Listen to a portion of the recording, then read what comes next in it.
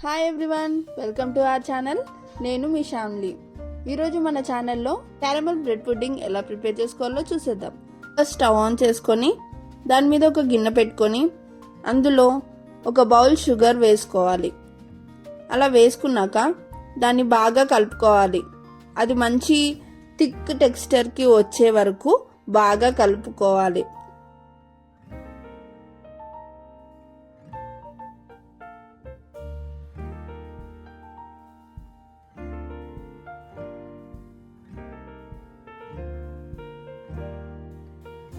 ఇలా మంచి కలర్ వచ్చాక వేడిగా ఉన్నప్పుడే దాన్ని మనం దేంట్లో అయితే కేక్ ప్రిపేర్ చేసుకోవాలనుకుంటున్నామో దాంట్లో వేసుకొని ప్లేట్ మొత్తం స్ప్రెడ్ చేసుకోవాలి.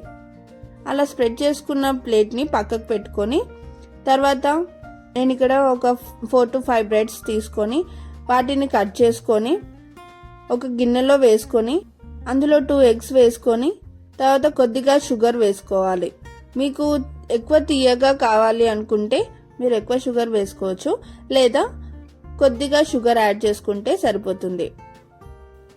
అందులోనే వెనిలా ఎసెన్స్ వేసుకోవాలి. ఇది మంచి టేస్ట్ని ఇస్తుంది.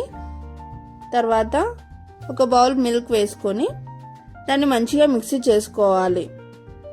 మనం ఏదైతే షుగర్ టెక్స్చర్ని స్ప్రెడ్ చేసుకున్నామో ఆ కేక్ ప్యాన్లోకి దీన్ని వేసుకోవాలి. ఆ కేక్ ప్యాన్లోకి వేసుకున్నాక స్టవ్ ఆన్ చేసుకొని ఒక పెద్ద గిన్నె పెట్టుకొని అందులో కొన్ని వాటర్ పోసుకోవాలి. వాటర్ పోసుకొని ఒక స్టాండ్ పెట్టుకొని దాని మీద మనం ఆ కేక్ ప్యాన్ని ప్లేస్ చేసుకోవాలి. తర్వాత దాని మీద మూత పెట్టుకోవాలి. అలా మూత పెట్టుకొని ఒక 15 to 20 minutes వరకు మనం అలానే బేక్ చేసుకోవాలి.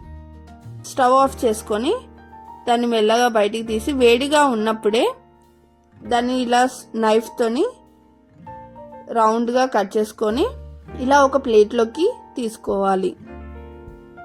అంతే, ఎంతో టేస్టీ రుచికరమైన క్యారమెల్ బ్రెడ్ పుడ్డింగ్ రెడీ. మాకైతే ఎంతో ఫ్లఫీగా ఎంతో టేస్ట్గా చాలా బాగా వచ్చింది. మీరు కూడా మీ ఇంట్లో ట్రై చేసి మీకు ఇష్టమైన వాళ్ళతోనే షేర్ చేసుకోండి. మీకు ఎలా వచ్చిందో మా కామెంట్ సెక్షన్లో మెన్షన్ చేయండి. Thank you so much for watching.